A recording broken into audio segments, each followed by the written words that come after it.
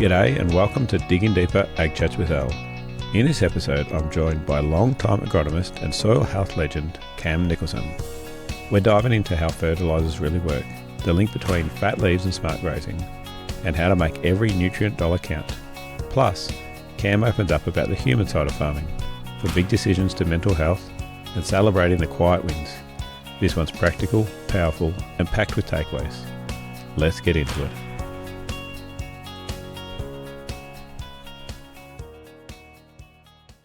Welcome, Cam, to Digging Deeper. G'day, Al. Now, we've had a whole bunch of people in at the Gippsland Ag Centre just recently talking about soil fertility and a whole lot of things along that area. We're going to start from the very beginning. Simply, how do fertilisers work on plants and what role do they play in the soil health? Yeah. So fertilisers obviously hugely important, or nutrients hugely important in pasture production. What people I think sometimes don't recognise is that to get the maximum value out of those nutrients, it's about managing leaf. Because I coined the phrase that fertiliser grows fat leaves, not fast leaves. Right. So leaves emerge from a plant and are influenced by the temperature and the moisture that plant experiences. But once that leaf comes out, how long that leaf is and how wide that leaf blade is, in other words, how big or how fat, for want of another word, those leaves are, is highly dependent on the nutrients that it's got. So if it's starved of nutrients, it will grow small leaves. Right. Okay. If it's got lots of nutrients, it will grow big leaves. It'll maximise that leaf production and therefore maximise sunlight interception and those sort of things. Yeah. But that also means that it's very closely linked to your grazing management. Because if you think I've put nutrients on to grow fat leaves, but then I graze those leaves off, you can't get fat leaves if you don't have leaves. Yeah.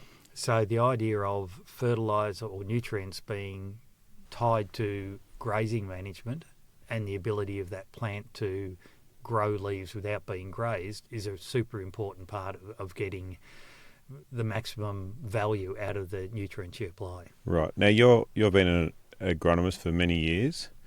Where did that actually journey start for you? It started with the Department of Ag. So I did ag science. Finished in the early 80s and then was very lucky to have 5 or 6 years with the Victorian Department of Agriculture.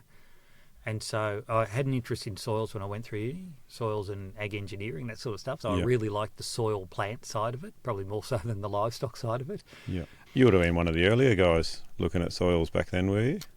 There was some really good researchy stuff going on. This is when the department or when the state government had a soils laboratory and all your analysis. You used to send your soils to the state chemistry laboratory and they used to do the analysis for you before there were private companies and all that stuff. I started up in that era.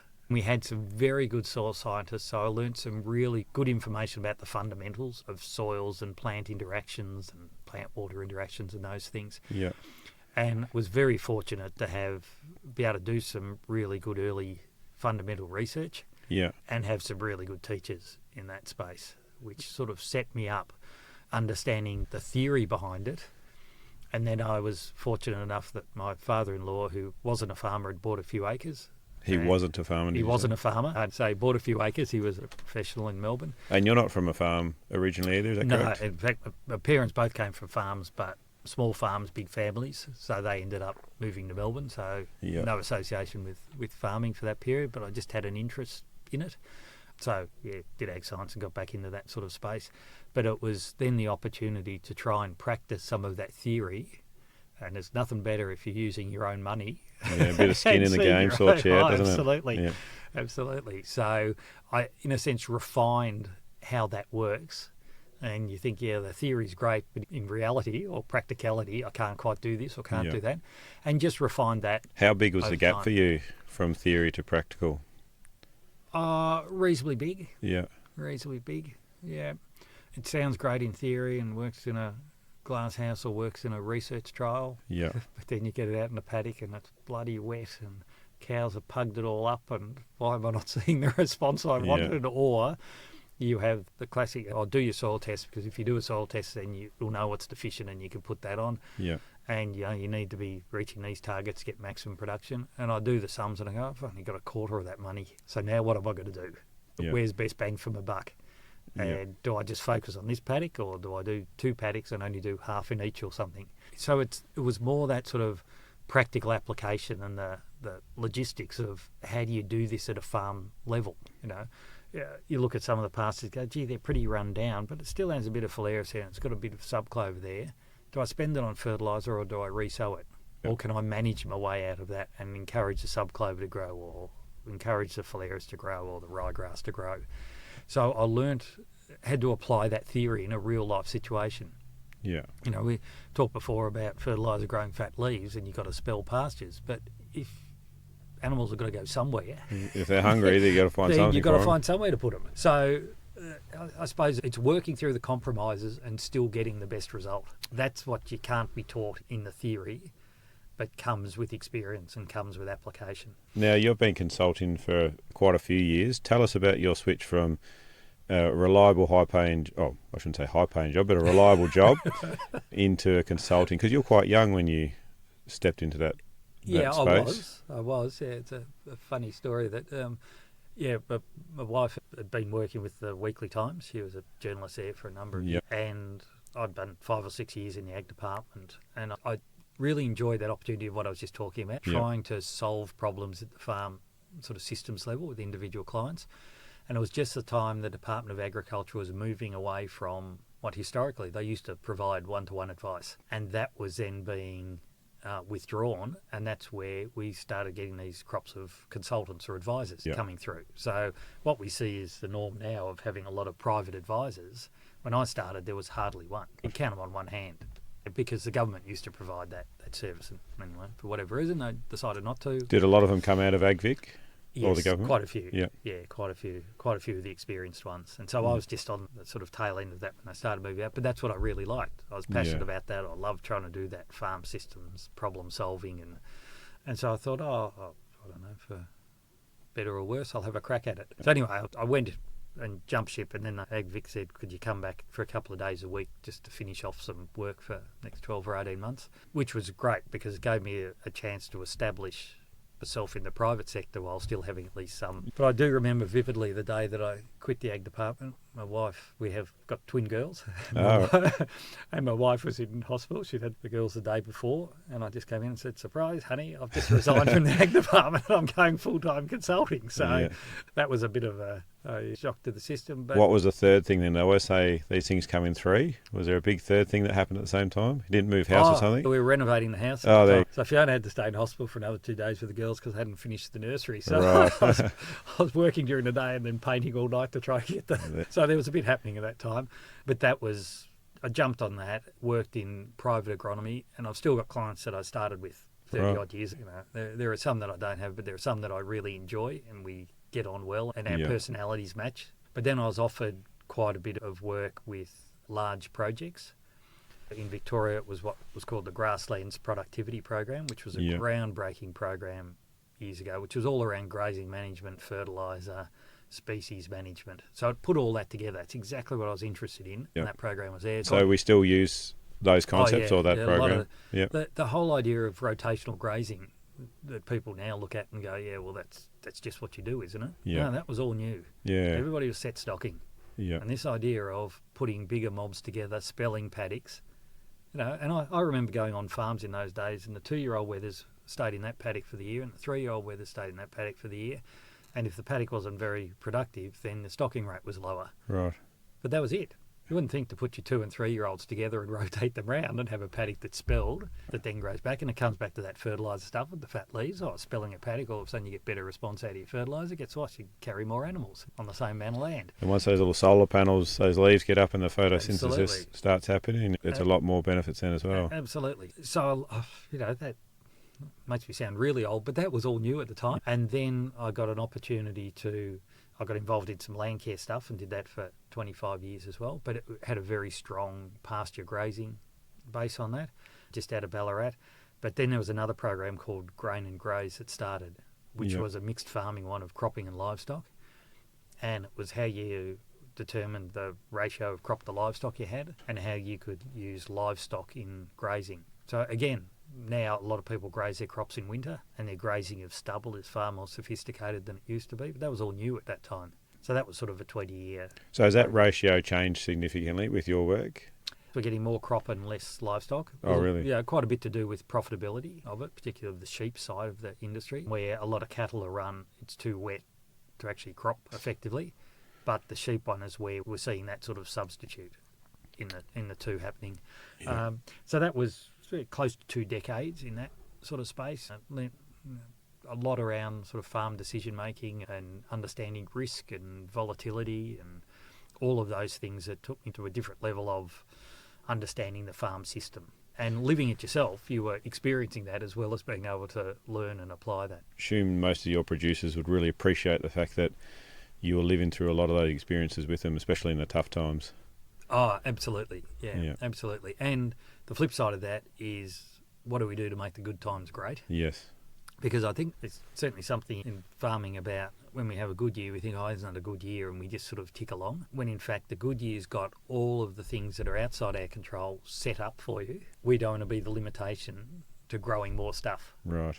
So things like the time when we use the most nitrogen and really pin our ears back and invest a lot is when seasons and prices are stacking up for us, but particularly seasons. We want to make good years great. Because, and if that means that we cut another 2 or 3 paddocks for hay or silage and then we put that away, we might use that for the next 5 years. But when you get into a drought year, you've got a bigger reserve than you would have had otherwise. So otherwise that opportunity goes. Doesn't present itself very often, but when it does, let's not just go, oh, it's in a good year, we're ticking along now, it's nice. Go, nah, Make we're the going to most. absolutely nail this. And now I was reading in the notes, another significant moment in your life is when you lost a mentor, a farming mentor, to suicide. Yeah. Are you happy to share about that? Yeah. That was very early on, and it's continued my interest in understanding how we deal with the stresses in farming. There was some work done a few years ago by the Australian Farm Institute, and it basically identified that agriculture's the riskiest part of the Australian economy, if you look at the gross income associated with that, and that Australian agriculture is the riskiest agriculture around the world. So when you put that in, Australian farmers are playing the riskiest game in town. You know, it's not the mining sector, it's not the retail sector, it's not real estate, it's farming where the greatest risk is. And there are some enormous pressures that we feel when things are challenging. And I had, someone, I'd only been out 2 or 3 years, but as I went through university, I worked with him for a long time. So I actually spent months and months on their place as a farm worker, and he was a really intelligent, really lovely person. And I couldn't quite get my head around why something like that would happen. And recognising those sort of things. But it just drilled home to me that sometimes this job can be really overwhelming, and we need to find ways to recognise that, to help each other in that. And the flip side of that is to celebrate the good times. And I don't think we do that enough to build that bank of when times are bad. Yeah, and it's almost like an Australian sentiment that we bring ourselves down a little bit in those when we're succeeding and kicking goals, isn't it? So. And it's only the last couple of years that, if I can digress a bit and tell a story. I was doing a group in just out of Horsham, and we were sitting in the wool shed, and this is only 6 months ago, and they'd had a really tough time because they've had a shocking season in that sort of part of the world. And they were lambing down when they had no feed. They'd had them in containment up until point of lambing, but they knew if they lambed down in containment areas, it's a nightmare, isn't it? Absolute disaster. So they had to go out in the paddock. And cut a long story short, they'd worked out a whole lot of really innovative ways of dealing with this. And they finished up at the end and goes, oh, we dodged a bullet there. Our lambing percentage was still really good. And I just said, well, just stop for a second and let's just unpack what you actually did, what they how achieved. you did it. Yeah. And they just accepted that, oh yeah, well, that's just what you do. I said, no, do you understand the skill to be able to execute that well? You are actually really top class in this. And they go, oh no, we just farm, that's just what we do. And I said, no, just pause, because this is serious. You have done an exceptionally good job. You know? And they just said, oh, well, that's just farming, that's just what we do. No, it's actually something really good. There's potentially a lot of missed learnings as well if we don't sit down and recognise that, isn't there? Oh, yeah. This conversation went for an hour, and they were just bouncing off each other of who did what and how they did it. And said, well, gee, did you get that? That's that was really good. What did you do? And I just sat there and just listened. And I just thought, if I hadn't started and told them to pause and tell your story, we wouldn't have got this. Everybody just would have walked away and said, I dodged a bullet. You didn't dodge a bullet. No, you were very good in your management. And I think part of this whole mental health side of it is that we can get overwhelmed by when it's really challenging.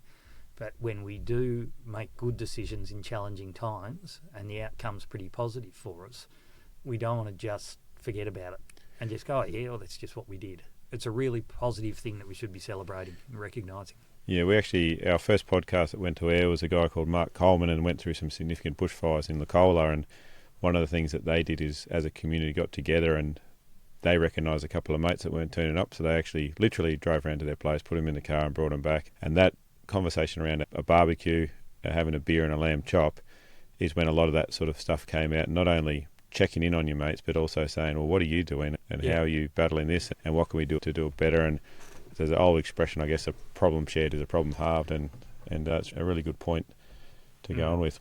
But we did digress. We'll get back to fertiliser because that's why you're one of the main reasons in the area.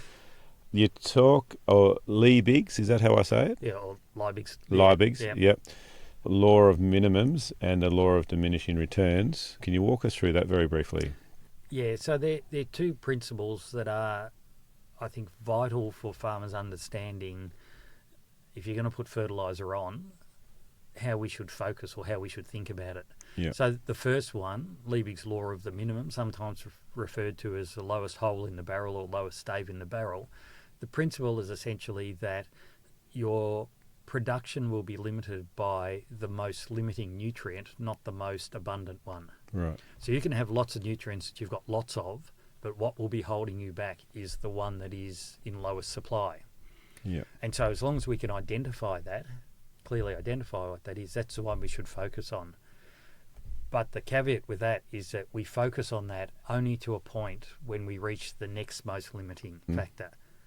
And I've seen at times when people go, oh, put this fertiliser on, it worked really well because it was limiting. And then they just kept the focus on that fertiliser when, after a certain period, that was no longer the most limiting one, something else was, but they hadn't changed their thinking. Yeah. Okay, so we're investing a whole lot of money in something, weren't getting a response and saying, my fertiliser's not working anymore, but to paraphrase it, I'm not getting the value out of it that I should be getting out of it because that was now no longer the most limiting. Something else had become most limiting because you'd fixed that one. So the skill in being able to, in a sense, jump between them and understand, if I do this, is this still the most limiting or is something else? It's an important one. So your fertiliser program on farm would look very different, probably not very different, but it would be different each year, and paddock to paddock it would be different. Absolutely. I mentioned in the talks that I've given that because of my background, has sort of gone through that agronomy side of it, we soil test every paddock every 3 years and have for the last 35 years. So I imagine we're pretty unique in the country from a commercial farming point of view to actually know that. People go, it's a lot of money you spend on soil testing, but when I've worked it out, the soil testing is about 1.5% of our total fertiliser, lime and gypsum. So it's not actually big,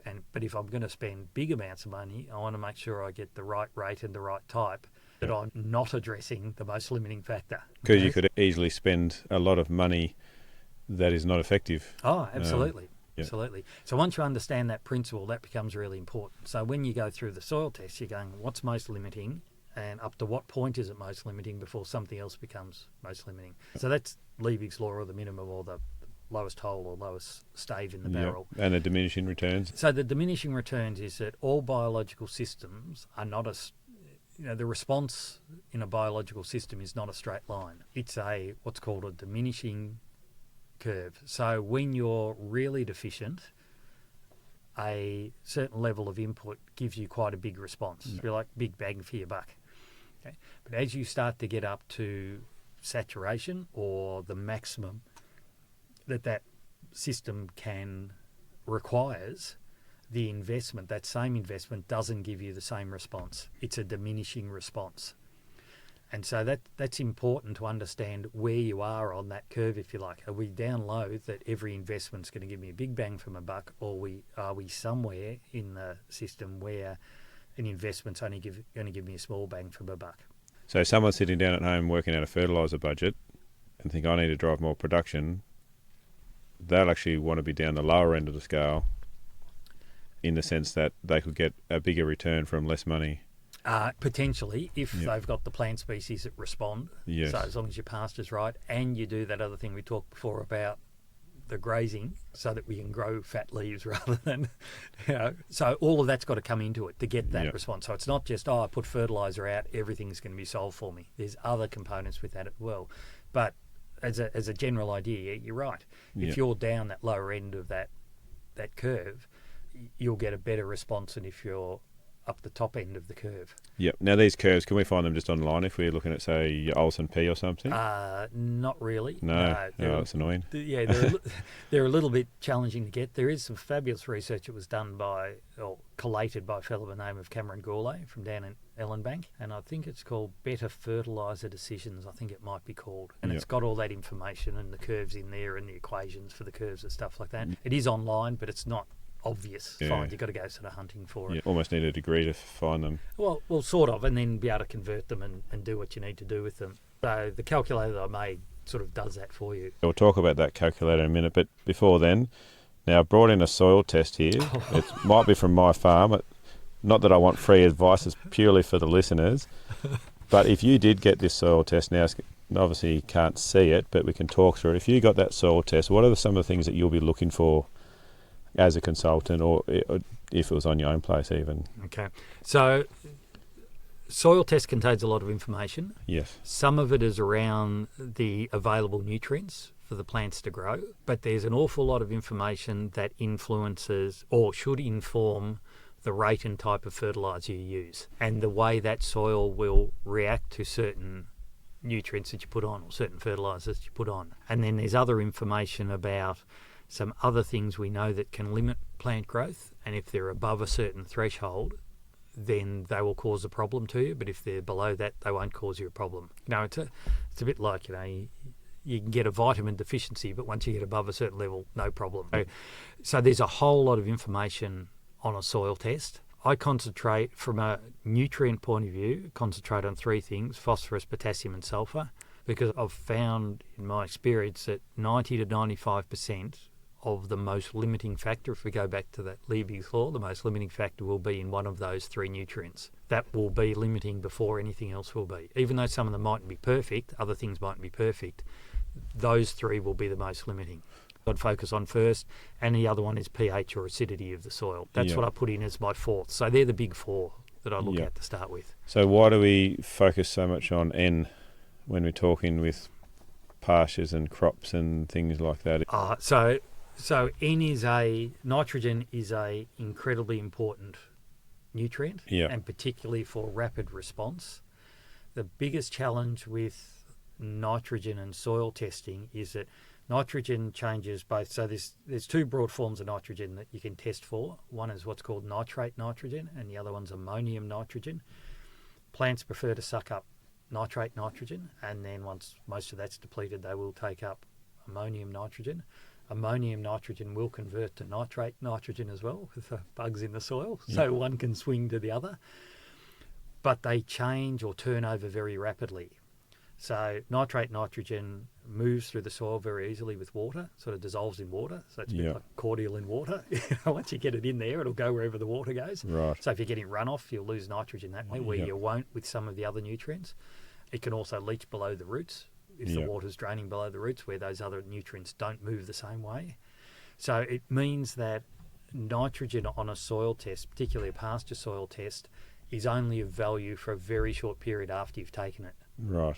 After that, the confidence you'd have that that's the nitrogen 6 or 12 months later is very low. Very, very low. Yeah.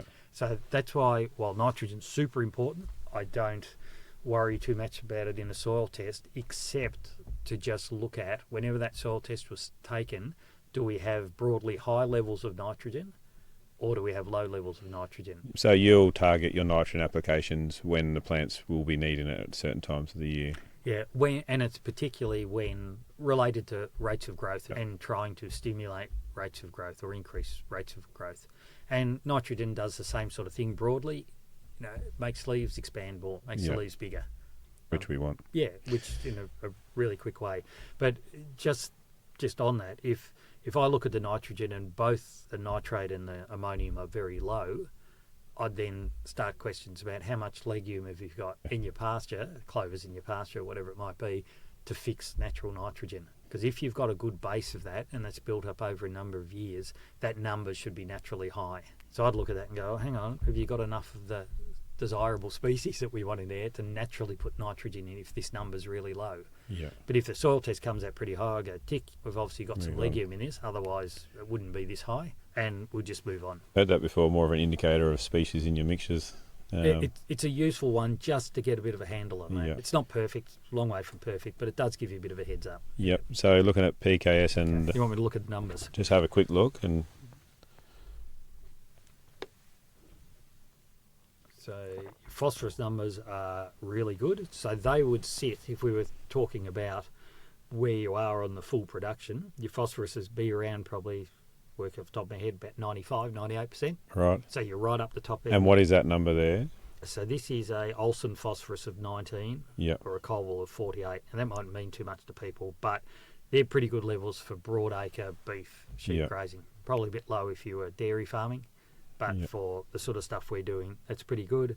Your potassium level is about 160. Now, potassium is the level that you'd like it to be at, or how far up that towards 100% you are, is dependent on the texture of your soil. Yes. Okay, if the soil is lighter, and by lighter meaning more sand, more loamy type soils, that number can be lower than if it's a clay. Right. So if it's a clay, it's got a heavier number. So you've got a sandy loam here. The potassium in that 160, so that's tracking along well as well. So you'd be up around a sort of 90 on that. And if I look at the sulfur, your sulfur levels there at 14, and ideally anything above about 8 is pretty good. So so those three, if you're drawing staves in the barrel, they'd be right up towards the top of the barrel. The fourth one, the last one of the big four, is your pH, and your pH is okay, but that will be the most limiting. And it depends a bit on the types of pasture species you're trying to grow, because some pasture species are more sensitive than others to low pH and aluminium, which is associated with that. So your pH in calcium chloride is 4.7. So what sort of species are growing on this, Al? Rubbish.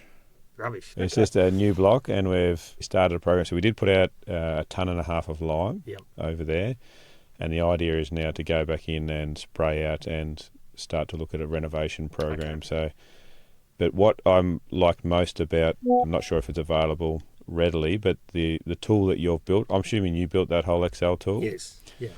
So the thing that's so wonderful about that tool is you can actually put in these numbers here and say what desirables you want in that paddock, and then from that there's a whole bunch of other tools in that Excel spreadsheet to go, this is how much money I have, what sort of fertiliser should I be looking at. Can you just talk us a little bit through your Excel program that you've got there? Yeah, so it was trying to put some logical steps behind, if I was talking with a client, this is the way we need to go about analysing this stuff. So what you've got me to do is really the first few steps of the calculator that I'd created, or the little thing that I created, where you put your soil test numbers in and know whether you're good, bad or ugly. Basically trying to identify the lowest stave in the barrel and where those other ones are sitting relative to that lowest one. So I'd just read off the top of my head, not putting it in the calculator, but you've got a fair bit of opportunity to increase that pH. So that lime, that 1.5 tons of lime that you've put on will help.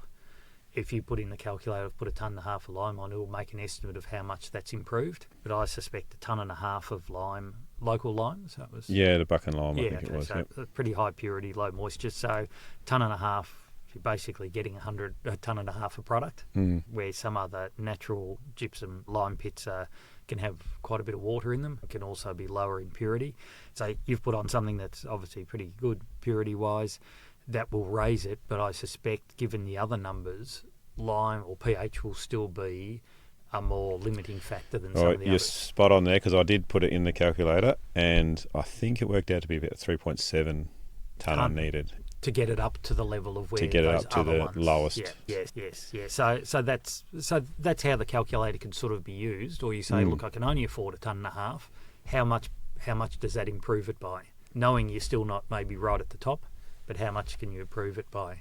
The other bit in the calculator, and when I first started in the ag department, our aim was to get all of our soils up so they could produce 95% of maximum production. So in other words, we had our nutrients and our pH and everything else right, so you could grow 95%. You wouldn't get 100%, but that last 5% was going to cost a lot of investment, if you like, not much return. A lot of the soil tests we're seeing now, and particularly with the cost of fertiliser and the returns you get from livestock, that equation in a sense has changed a bit.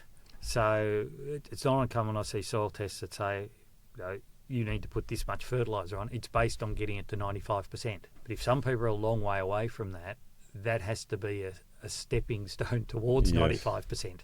And so the calculator allows you to say, okay, I'm not going to get to 95% because that's a huge jump.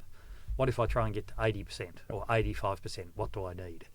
So you can set your own targets, so to speak, in there, and it calculates the nutrients required to get to those targets. Yeah. And you can forecast that over a couple of years too, I notice. So if you say, I want a program over 3 years or 1 year or... Yeah, so you could say, look, I want to achieve this by the end of 3 years, and it gives you a chance to set those different numbers. So that, again, important. The other thing I've found is that there are people that are now wanting to look at some alternative ways of supplying nutrients. And so, when I first started, it was these 3 or 4 types of fertilisers, what you had. So manufactured a single superphosphate made of potash, blends of those, how many scoops of single super and murate made up super potash, 1 in 1, 2 in 1, 5 in 1, those sort of things. DAP, MAP, that sort of... Where now some people are looking at some other alternatives, and I don't really mind as long as you know what nutrients you need to apply and you find the products that will apply those nutrients. And so the calculator does have some generic, you might call organic type ones, chook manure, pig manure. Fish emulsion or so. I'll put a few of those in. Compost, a few of those. And now, the rider on those is that sometimes they can be variable. They're very different, aren't they, sometimes? Yeah, so getting your test is super important. And a few people ask me, can I put my own numbers in because I've made up a blend or I've done something else? I'll muck it up on you. Yeah, so I haven't got that at the moment, but that might come in the next version. But it allows you to see, if I use this alternative product, where do I get to? And, sometimes people say, I'll spend the equivalent money that I would have spent on, say, a manufactured fertiliser in one of these, let's say organic, for want of a better word, But when you spend the same amount of money, the quantity you're putting on doesn't put anywhere near the nutrients that you actually need. So you think you've done all right because you spent the same amount of money on it, but in fact, we need to put, say, 10 kilograms of phosphorus to maintain our thing, and this product we've put on's only got 3 kilograms of phosphorus in it. So in fact, we're going backwards, even though we think we're doing the right thing. So this just gives people an opportunity to sort of play around with that and find out, if I use these alternative products at whatever price they are, and we spend the equivalent amount of money, what's the difference between them? The quick little play that we had out there was just amazing how it simplified the process. And then, like you said, just have a play, this is what I want to do. And the language, you don't have to understand the language at all because it's all there, ready to go for you. Yeah, you've got choices, and so you can just play around with the choice. So I suppose the trickiest thing is you need to have a reasonably good idea of current price. Yes. I was going to ask that, where do we find, is there a place we can find that, or is it literally you ring up your local and say... I ring up a local. I've got a fella in Geelong who does ours, and he's great. I just say, look, can you give me the current prices on these few? And he just says, this is what I could supply it to you for. And because it's so volatile, isn't it? It can bounce around. It's much more volatile in the last 5-10 years than it has been historically. I've actually collected information of, say, like the price of superphosphate over the last 25 or 30 years. And for a long period of time, it was remarkably stable if you account for inflation. And then we had a period, the first one was when the global financial crisis was, and it bumped up and then levelled off, but at a higher level. And then we've had another one through this COVID period where it's bumped up again. But the volatility has certainly increased compared to what historically we've lived through. Yeah, you could sort of, fertiliser will be about this. May not be. Yep. Now, another interesting point that you made out there, some people will say, I can't afford put any fertiliser out even for a maintenance this year. But that's actually, it's not as simple as the equation gets. Can you tell us what you're talking about out there? Yeah, so there's another principle that I touched on, and it's that if we are producing products on our farm and we're selling them outside the farm gate, we're actually exporting nutrients. Okay. Now, in grain, we tend to export more nutrients because we turn off tons of grain, tons of product. In livestock, we might be turning off 400 or 500 kilograms of beef, let's say, per hectare out the gate. So it's not as much, but it's still nutrients. If you cut hay and you sell it to a neighbour, you're exporting nutrients, particularly potassium in hay and silage and fodders. It's a law of physics and a law of chemistry that we can't just keep mining it and expecting it to appear out of nothing. And so it's important, if you decide not to do anything, but you sell products off, that you appreciate that you're actually changing the total balance in your soil. Now, if you've got a nutrient in that soil that is in huge quantities, and I made the example that in southwest Victoria on our basalt soils that are relatively new volcanic soils, they have huge amounts of potassium in them. So we can export potassium off them and not change the potassium levels in our soil because there is just so much of it. There is so much excess of it, you can take some out. It is depleting, but still nowhere near causing us a problem. But other nutrients that we might be much lower on in that pool, if you're taking them off and not putting them back on, you will actually start sliding down that law of diminishing returns. Yep. So at the end of the day, that means less grown and then less DSE per hectare. Well, potentially, yes. Potentially, yeah. Yes. So the way of trying to understand, well, how much is this costing me? Because if you think about it, I'm not spending any money, so it's not costing me anything. But in fact, it will catch up with you in lowering your production if you're on that critical level. If everything's huge, you can go for a year, you run it down a bit, but you're still at 100% production, no impact, so to speak. Yep. You've used up some nutrients, but from a production system hasn't made a difference. But if you've reduced those nutrients and say you've gone from 90% production to 80% production because you haven't put anything on, but you've shot stuff out the gate, you've just dropped 10%. Now, most people in the short term, that plays out by animals not growing as fast because you haven't grown as much feed. But to try and calculate what that is, I've just said, if you had the same utilisation, so you're eating the same amount, but you've grown 10% less feed, what does that do to lower your stocking rate?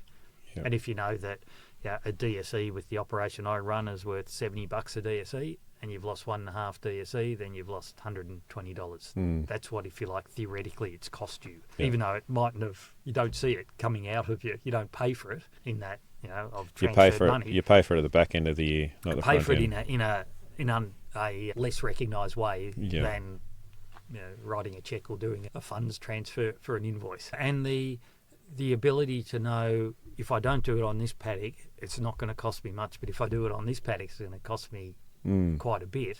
It's going to have quite a big impact. Knowing the difference between those two should inform your decision. Okay, I've still got to put it on this one, but I can let this one slide. Yep. Now, we're coming close to the end. Just that Excel program that you've written, is that commercially available or available for producers? Not at the moment. I've been doing it with the courses and so the gag stuff that we've been doing here. Yep. So I haven't been keen to sort of put it out there or make it commercial at this stage until we iron all the bugs out of it. And our signature question, which we always finish on with our guest, is what is something that you've learnt recently that has surprised you?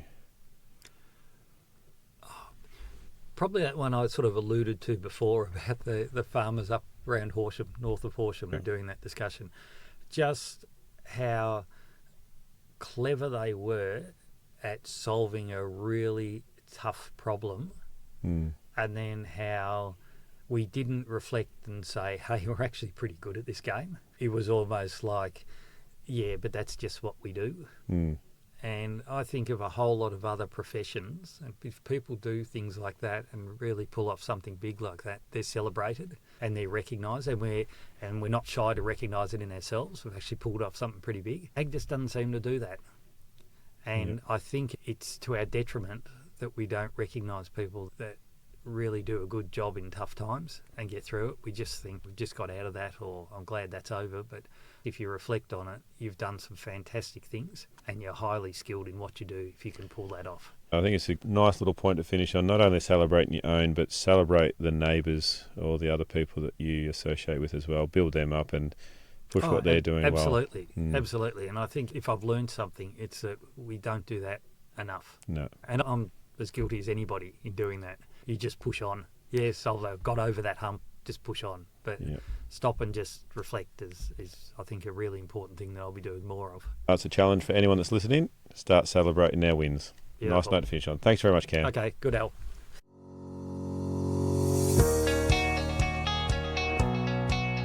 A big thank you for tuning in today. And remember, if you have a question about today's episode or a topic you'd like us to cover, reach out to one of our many platforms and join the conversation. We're here because of your passion and commitment to agriculture. Together, we can build a stronger farming future. This podcast is made possible by the Future Drought Fund Regional Drought Resilience Planning Program, co-funded by the Victorian and Australian governments.